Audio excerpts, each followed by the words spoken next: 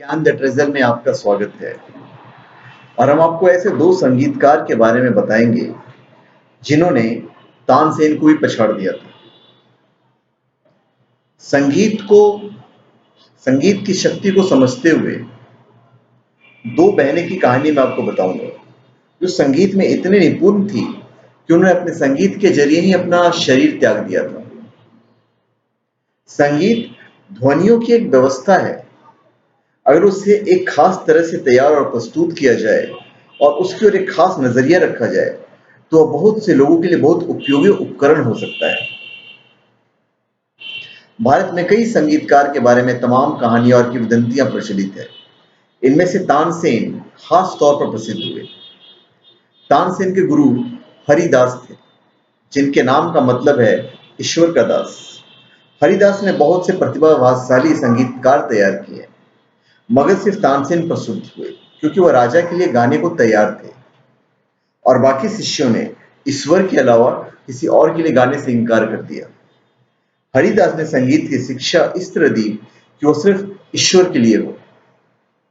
अगर कोई संयोग से उसे सुन लेता है तो यह उसके लिए सौभाग्य की बात होती है, मगर संगीत को कभी दर्शकों के लिए प्रस्तुत नहीं किया जाता था, राजा या दरबार के लिए भी नहीं।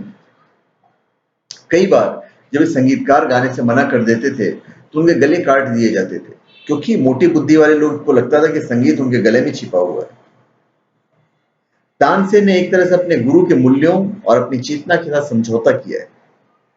एक दिन तानसेन के संरक्षक अकबर ने उन्हें एक पदवी देनी चाहिए।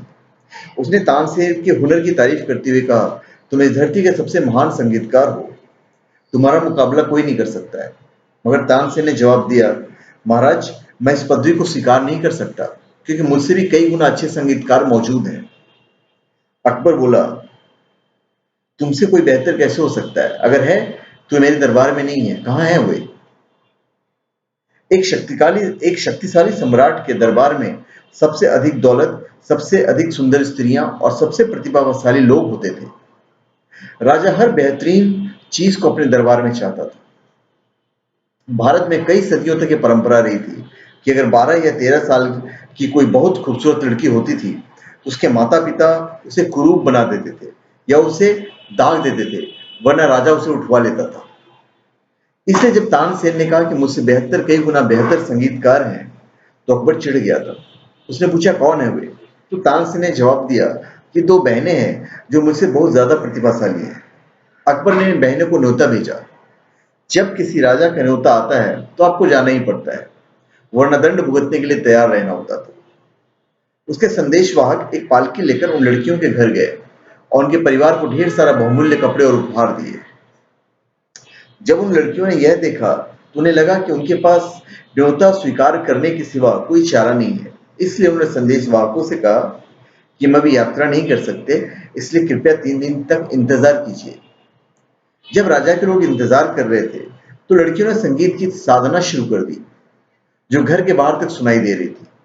तीसरे दिन जब उन्हें राजा के पास जाना था तो उनकी मृत्यु हो गई। लोगों को लगा कि उन्होंने जहर खा लिया या कुएं में कूद गई। ऐसा भी हो सकता था, मगर जैसा कि वर्णन किया गया, ऐसा लगा कि उन्होंने खुद अपना शरीर त्याग दिया। सिर्फ ध्वनि के उच्चारण से शरीर छोड़ना संभव है। ऐसे भी लोग होते थे जिन्होंने बस शंभू कहते हुए अपने शरीर को त्याग दिया। इस तरह से बहुत से लोगों ने शरीर को त्यागा है। जब अकबर तक ये बात पहुंची तो काफी परेशान हो गए और वो कहते हैं कि वो मेरे दरबार में आ सकती थी, मैं उन्हें रानियों की तरह रखता, उनकी मुंहमांगी चीज देता, उन्होंने अपनी जान क्यों दे दी? बिरबल ने जवाब दिया, वे संगीत को ईश्वर के लिए एक भेंट के रूप में देखते थे। उनके लिए अपना जीवन महत्वपूर्ण नहीं है। यह कोई महत्व नहीं रखता कि उन्हें क्या दे सकते हैं, न ही दरबार और हैसियत उनके लिए कोई अहमियत रखती है।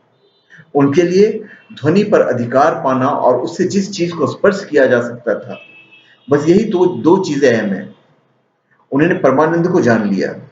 सर्वश्रेष्ठ चीज कभी आपके दरबार में नहीं आएगी, क्योंकि वे कभी आपके दरबार के लिए समझौता नहीं करेंगे। अकबर के दरबार के संगीतकार तानसेन संगीत में इतने उस्ताद थे, जब वो मेघ राग गाते थे तो बारिश हो जाती थी, और जब दीपक राग गाने पर दीपक स्वयं जल उठता था।